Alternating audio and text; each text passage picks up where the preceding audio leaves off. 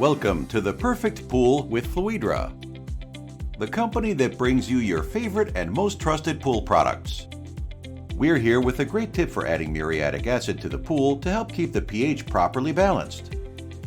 When you add chemicals, you always want to make sure you're doing so safely.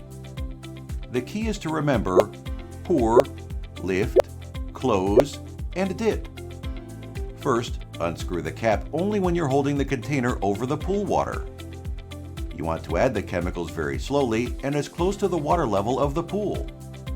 Once you're finished adding chemicals, lift the container up and close it tightly.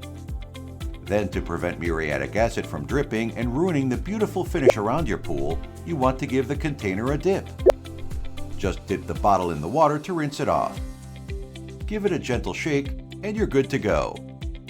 Thanks for joining us on The Perfect Pool with Fluidra.